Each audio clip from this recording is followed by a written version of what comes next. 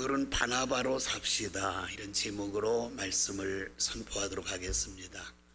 세상에서 온갖 부귀 영화를 누리다가 인생 말년에 하나님에 대한 신앙을 회복한 후 인생의 허무함을 깨닫고 전도서를 기록한 솔로몬은 전도서 3장 12절에서 인생의 삶의 목적과 보람에 대해서 이렇게 말하고 있어요.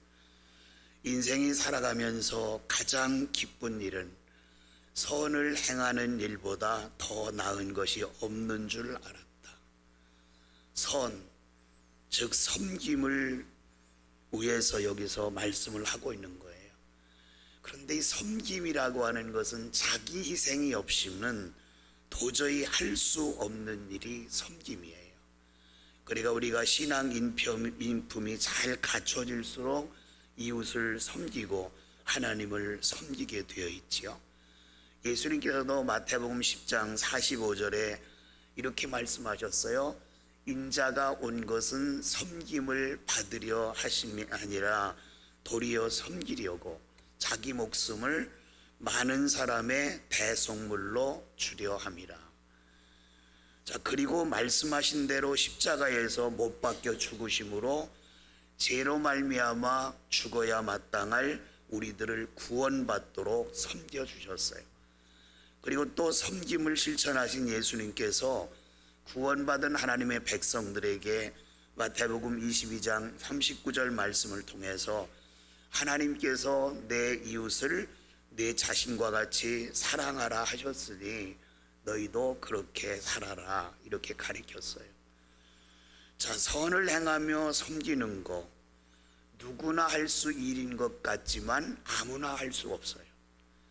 선을 행한다는 거, 남을 섬긴다는 거 성령 체험하지 않고는 힘든 일이에요. 대부분의 성령의 은혜를 체험하지 못한 사람은 자기만 알아요. 그런데 성령의 은혜를 체험한 사람은 이웃을 사랑하게 되고 이웃을 긍휼히 여기는 마음을 가질 수 있기 때문에 바로 성령 체험한 사람이 사람과 또 하나님을 바르게 섬길 수가 있습니다.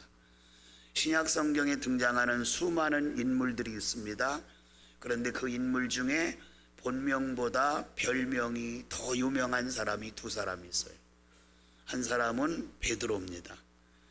원래 마태복음 16장 17절에 보면 베드로의 원래 이름은 아버지가 요나잖아요. 요나의 아들 시몬, 시몬이 본명이에요. 베드로는 별명인데 시몬이라고 하는 이름보다 오히려 더 잘 알려졌어요.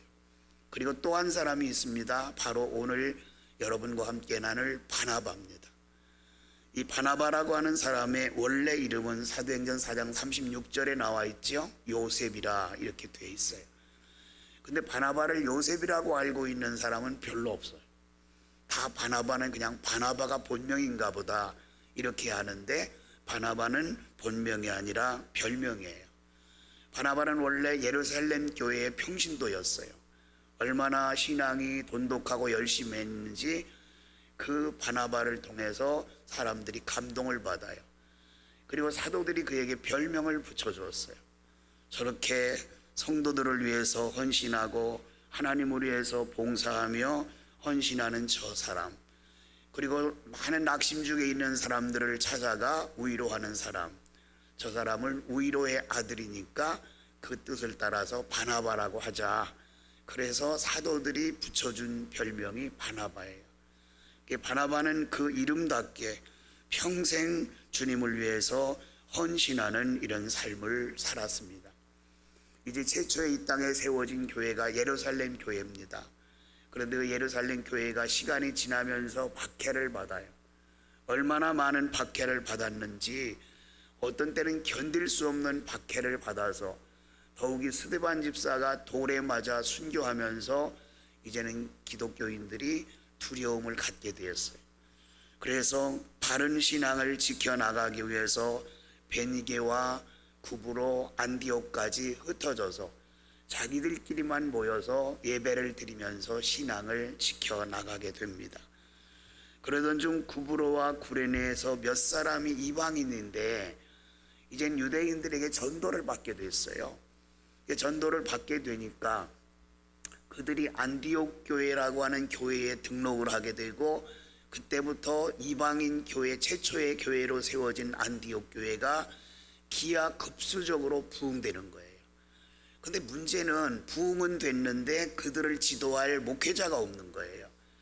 그래서 예루살렘 교회에서 안디옥 교회에 누구를 보내서 안디옥 교회 성도들의 영적 그런 상황을 잘 지도해 줄까, 이렇게 협의하다가 바나바를 생각한 거예요. 왜냐하면 성경을 통해서 역사적으로 보면 바나바는 돈도 많은 사람이에요. 돈만 많은 사람이 아니라 헬라어를 할 수 있는 학식도 갖추었어요. 그러니까 안디옥 지역에 이제 파송할 목회자는 헬라어를 할 줄 아는 사람이어야 되기 때문에 바나바를 보내자, 이렇게 예루살렘 교회에서 이제 결정을 하고 바나바를 안디옥 교회에 파송을 하게 됐어요. 근데 바나바는 성경 사도행전에 주로 등장하지만 그 바나바의 행적을 쭉 살펴보면은 우리가 반드시 본받을 신앙의 모델임이 분명해요. 그래서 우리가 왜 오늘날 위로의 아들이라는 뜻을 가진 바나바로 살아야 하는지 오늘 알기 위해서 먼저 바나바에 대해서 살펴보도록 하겠습니다. 첫째, 바나바는 섬김에 최선을 다한 사람이에요. 전자에도 말씀드렸지만 바나바는 재산도 있었다 그랬죠. 뿐만 아니라 학식도 가지고 있었다 그랬죠. 그런데 바나바의 물질과는 보통 사람들의 물질과 달랐어요.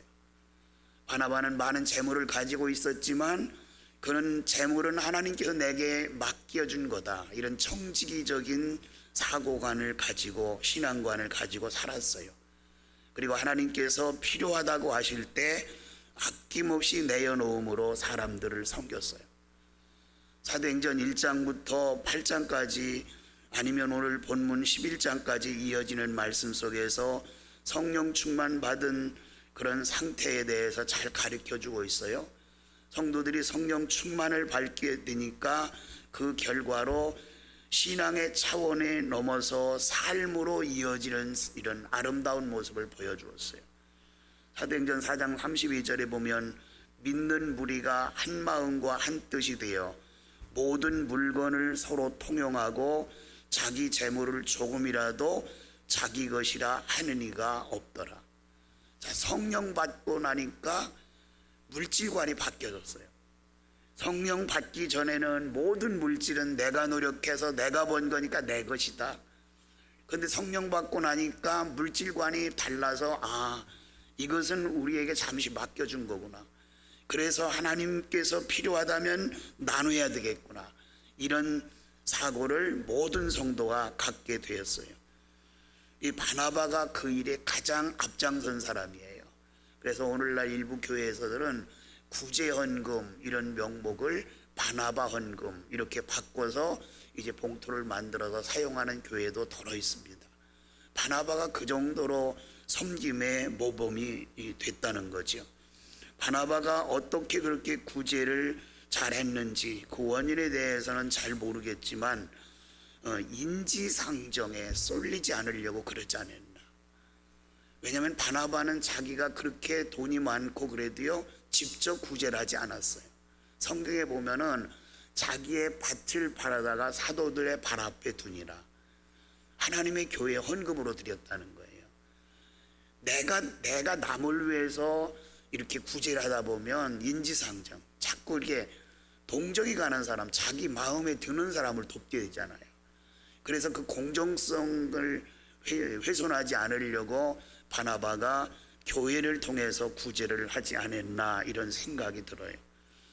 예수님께서 나에게 어떤 섬김의 모습을 보이셨는가? 우리는 예수님께서 섬김의 모습을 보인 것을 우리도 본받아야 돼요. 나를 섬기기 위해서 예수님이 어떻게 하셨어요? 십자가 위에서 자기 몸을 죽이셨어요. 그리고 우리를 죄 가운데 구원하셨어요. 최고의 섬김이에요. 그럼 우리가 섬김 받았으면 그 섬김 받은 것에 보답을 해야 하잖아요. 그것이 뭐냐면 우리가 이웃을 섬기는 거예요. 이웃을 통해서 하나님의 일에 동참하는 거, 이게 섬김이에요. 장권사님만 빼고 여러분에게 한번 질문 드리겠어요. 지금 연탄 한 장 값이 혹시 얼마인지 아세요? 자, 아무도 답변은 없으시네요. 연탄 한 장 값이 850원이에요. 연탄 나눔에 한 사람도 지금 동참한 사람이 없다는 거예요. 이때가 되면 사랑의 연탄은행에서 여러분에게 여러모로 통해서 광고를 내요. 연탄 한 장이라도 좀 도와주세요. 한 장이 850원이에요. 10장이면 8,500원이에요. 여러분이 8,500원을 사랑의 연탄은행에 온라인을 통해서 아니면 휴대폰에서 그냥 번호를 쏜다면 많은 사람들이 혜택을 받아요.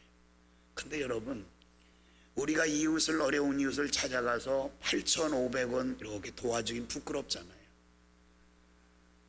작은 것을 하고 싶은데 부끄러워요. 그게 얼마나 또 형편은 안 되고. 이런 것에 우리가 동참하기 위해서. 저도 이제는 사회 기부를 참 이렇게 조금씩 여러 군데 많이 하는데, 어떤 때 이렇게 보면 내가 여기도 신청했었나? 통장을 보고 이제 그런 생각이 들 때가 많아요. 근데 그것을 제 자신이 작은 금액이기 때문에 개인적으로 한다면 못하겠죠. 근데 그 돈이 모아져서 크게 쓰임받는다고 생각하니까 그 일을 할 수 있는 거예요. 자, 우리는 모두 섬겨야 돼요. 주님께서 섬김을 받았으니 우리가 섬겨야 되는데, 그 섬김을 하기에 손이 부끄러울 수 있으니까 우리 교회에서 1년에 2번씩 정기적으로 부활절, 성탄절, 사랑 나눔을 하는 거죠. 바로 그런 의미예요. 일구자에 2만 원이지만 2만 원을 남을 돕기는 쉽지가 않잖아요. 작은 금액이기 때문에. 그러나 그 2만 원을 가지고 우리가 교회에서 모아서 주변의 경로당 10곳이 넘어요. 우리 지역의 경로당이. 노인분들에게 찾아가서 선물을 드리면서 성탄 메시지를 전하면 그 받는 분들이 얼마나 좋아요. 제가 연합회 모이면 목사님들이 항상 하시는 말씀이, 우리가 하고 싶어도 못한대, 본인들이. 왜요? 우리 교회가 이미 경로당을 매년 이렇게 돌면서 섬기니까 자기들도 뒤에서 오면 우리 하는 일을 뺏는 것 같아서. 근데 이미 소문은 다 나 있어요. 그분들이 우리 교회에 대해서 인식은, 합덕제일교회는 노인분들을 잘 섬기는구나. 우리들까지 찾아와줘서. 제가 이런 말들을 많이 들어요. 그리고 연말쯤 되면 외국에 계신 선교사님들이 여러분을 대신해서 제가 카톡으로 전화로 인사를 많이 받아요. 왜냐하면 우리 교회에서 선교하는 것도 선교하지만 어느 분들은 구역에서, 어느 분들은 개인적으로 이렇게 선교원금을 교회에다 하시는 분들이 있어요. 그분들을 모아서 이제 11월 결산이 되면 재정부에서 그들에게 다 보내잖아요. 그러면 그들이 또 연말에는 모두 다 어렵잖아요. 그럴 때 선교원금이 모아져서 들어오면 얼마나 기뻐요. 그러니까 그때마다 카톡을 통해서, 전화를 통해서 제가 여러분을 대신해서 감사 인사를 받아요. 그럴 때마다 저는 그런 생각을 합니다. 내가 목회 지향적, 섬김 지향적인 목회를 하려고 지금까지 여러분에게 그것을 강조해 왔고, 여러분이 동참해 주신다고 하는 것에 대해서 늘 감사하며, 하나님 그 선교에, 섬김에 동참하는 가정마다, 사업장마다 하나님 축복해 주세요. 이렇게 제가 기도를 드리고 있으니 그 기도가 응답돼서 반드시 여러분에게 그런 축복이 이어지길 바랍니다. 두 번째로, 바나바는 사람을 사랑한 사람이에요. 예루살렘의 핵심적인 일꾼들을 제자들 그렇게 불렀어요. 그런데 예수님께서 십자가에 돌아가신 다음에 예수님의 12제자들은 겁에 질려 살아요. 너무 무서웠던 거예요. 그렇지만 오순절을 마가 요한의 다락방에서 그 예수님의 제자들과 나머지 120명들이 모여서 성령의 충만함을 받고 나서는 담대함이 생겼어요. 이제는 주눅들지 않았어요. 담대함을 가지고 복음을 전했어요. 그런데 그러던 차에 또 위기를 한 번 만나요. 스데반 집사가 사울이 지도자가 돼서 담 앞에서 예수님을 전하는 사람들을 핍박하는데 스데반 집사가 돌에 맞아 순교를 당하죠. 그 순교를 당하자 유대 지역에 있던 사람들이 신앙의 자유를 찾아 흩어졌던 거예요. 그런데 시간이 지나서 사울이 다메섹 도상에서 부활하신 예수님을 인격적으로 만나죠. 그래서 완전히 변화돼요. 유대교인에서 기독교인으로 바뀌어요. 이게 사도행전 9장의 사건이에요. 그리고 나서 은혜 체험을 하고 예수님을 만나고 나서 사울이 예루살렘 교회를 찾았어요. 과거에는 핍박자였지만 이제는 예수를 전하는 사람이 돼서 예루살렘 교회를 찾으니까 예루살렘 교회 제자들이 슬금슬금 다 도망가요. 누구를 생각한 거죠? 스데반이 순교할 때 앞장섰던 그 포악한 사울의 인상, 그 인상이 내리 속에 남아 있었기 때문에 사울이라는 말을 듣는 순간 소름이 돋았던 거예요. 그래서 도망쳐 버려요. 그때에 그들의 앞에서 앞장서서 중재를 한 사람이 누구냐면 바나바예요. 오늘 사도행전 9장 26절 이하에 보면 사울이 예루살렘에 가서 제자들을 사귀고자 하나 다 두려워하여 그가 제자됨을 믿지 아니하니. 사울이 예루살렘에 가서 손을 뻗쳤어요. 우리 함께 일합시다. 함께 복음 전합시다. 그랬더니 과거의 사울을 생각해서 다 도망갔다는 거예요. 회피했다는 거예요. 27절 보세요. 사도행전 9장 27절. 바나바가 데리고 사도들에게 가서 그가 어떻게 길에서 주를 보았는지, 주께서 그에게 말씀하신 일과 다메섹에서 그가 어떻게 예수의 이름으로 담대히 말하였는지를 전하니라.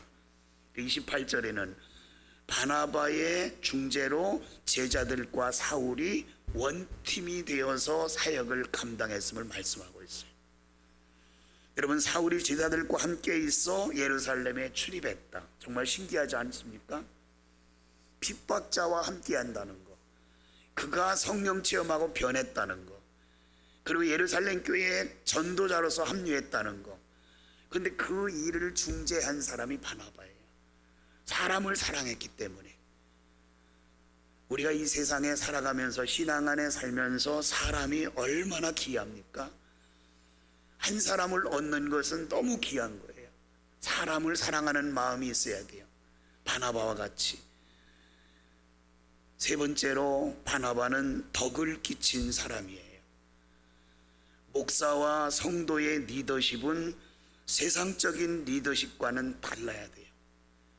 목사와 성도의 리더십은 영적 권세에서 나와야 돼요. 영적 권세가 없는 리더십은 세상적인 리더십이에요. 영적 권세가 있는 리더십을 가지려면 피땀 흘리는 기도가 있어야 돼요. 그리고 항상 말씀을 묵상하는 그런 삶을 살아야 돼요. 그리고 영적으로 충만하면 리더십이 생겨요. 영적으로 충만하면 마귀가 함부로 하지 못해요. 영적으로 충만하면 사람들도 함부로 하지 못해요. 그래서 우리가 영적으로 충만해야 돼요. 그 사람 가운데 한 사람이 바로 바나바예요. 바나바는 덕을 끼친 사람이에요. 인품이 좋아서 덕이 됐어요. 본문 24절 말씀 보세요. 바나바는 착한 사람이요. 여기서 착한 사람이라는 말은 우리들이 생각하는 것처럼 순둥순둥해서 그냥 아무 사람에게나 잘 적응하고 아무 말이나 잘 듣고 이런 사람을 의미하는 게 아니에요. 여기서 착한 사람의 모델은 예수 그리스도예요. 그래서 여기 착한 사람이라는 것은 예수님을 본받았다 그런 뜻이에요. 예수님을 본받은 사람, 그분이 바로 바나바예요. 그래서 인품이 좋았던 거예요. 그래서 사람이 따라 붙을 수밖에 없죠. 두 번째는 신앙이 돈독해서 덕이 됐어요. 24절 중반절 보세요. 성령과 믿음이 충만한 사람이라.